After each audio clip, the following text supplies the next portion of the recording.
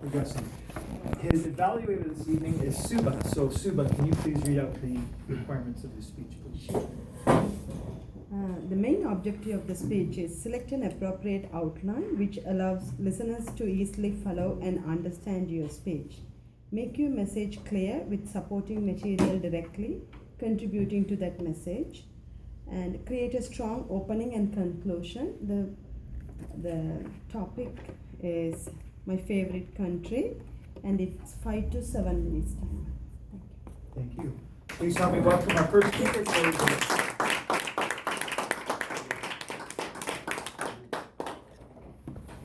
Good evening. And that's right, I'll be doing my icebreaker this evening. Just kidding. I've been very fortunate over the last couple of years to travel to a lot of different countries. Just this year, at the beginning of the year, I traveled to 4 different countries in Southeast Asia. I had an amazing time and a lot of different experiences, but one country really stood out amongst them all. Mr. Chairman, fellow Toastmasters, and most welcome guests. That country that I enjoyed the most, my favorite country that I've ever been to, was Vietnam. In my speech tonight, I'm going to be breaking it up in a couple different sections. I'm going to give a quick introduction on Vietnam and why I really enjoy it. I'm going to go into detail on some of the favorite cities I've been to, the land. I'm going to talk about the people, and finally I'm going to talk about the food. Vietnam is one of the most diverse and amazing and spectacular countries I've ever been to. There is something for every kind of traveler that you can imagine. The traveler like me who's thrifty, living on $30 a day, staying in hostels and eating cheap street food. There's also plenty to do for travelers like the superstar Mahesh, staying in 5-star hotels and with infinity pools and private drivers. You can still do that for cheaper than you could have on a night out here. If you're a hiker or a kayaker like Tim, there is plenty for you to do. There's beautiful beaches, diving, and tons of good restaurants. So my first favorite place I was in Vietnam, and my favorite city was Sapa. Up north in Sapa. Now imagine driving on a motorbike or a moped that you rent through these beautiful mountain passes, gazing at waterfalls, and overlooking fields of rice fields. Beautiful green, luscious rice fields and water buffalo, children running everywhere. We actually had the privilege of hiring a local mountain guide, an elderly lady about this tall, who took us on a 4-hour hike up through the mountains and took us to her home and her village in the mountains. They had no electricity, but they cooked us a beautiful vegetarian lunch, and we sat around the fire and drank wine with her all night. Definitely a spectacular experience. Now travel further east in Vietnam. You go to a bay called Ha Long Bay, one of the most famous landscapes in Vietnam.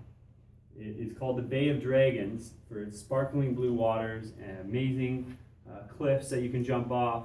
And we enjoyed a really nice night in the middle of the bay overnight, having a seafood cooked dinner and watching the sunset. Just amazing. If you travel a little bit further down the coast, either by an overnight bus or your motorcycles, you see beautiful coastal highways like the Sea to Sky Highway, and some really amazing experiences just driving along the highway. Another one of my favorite cities was Phang Nga, which boasts the world's largest caves that have ever been discovered. One of the caves, main chamber is over 5 kilometers long. It's so big that it has its own weather system.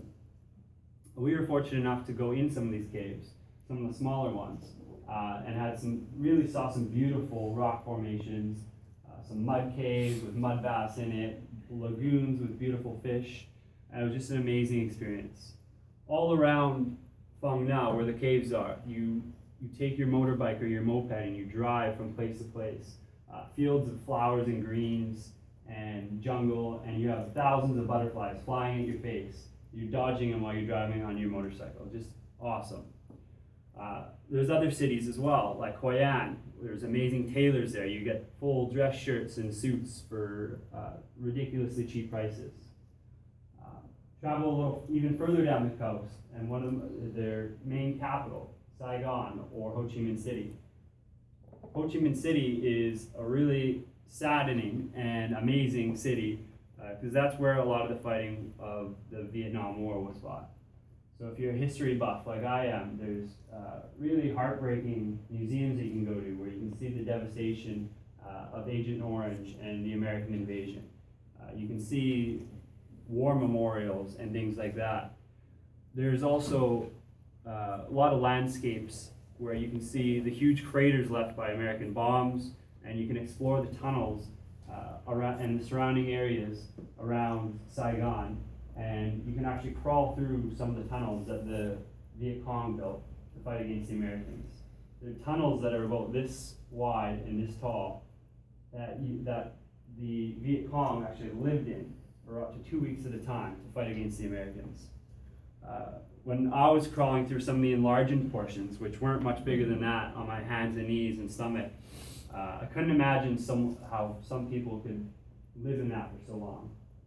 I'll talk about the people. They're so friendly everywhere you go, just the nicest people. They'll do anything for you. And we even had some local tour guides when my girlfriend dropped her camera at the bottom of a river. They went out on their own time for free and dove down as some free drivers 20, 30 feet down to get her GoPro from the bottom of a river, and then delivered it to our hotel as well. Just one example of how amazing the people are there. Finally, the food. I cannot leave the food out. As someone who, as I've told you in my previous speeches, I'm a big foodie. Vietnam has so much more to offer than just pho and spring rolls, as some people might think. You can get anything from delicious seafood to 5-star resorts to one of my favorites, just eating street food off the street, grilling your own meat in oil fondue and watching people go by. And so finally, I believe everyone should go to Vietnam. It doesn't matter what kind of traveler you are. If you're rich or poor, old or young, whatever you like, there's everything for any kind of traveler. Thank you. Corey, that was an incredible second speech. If you could all take a moment just to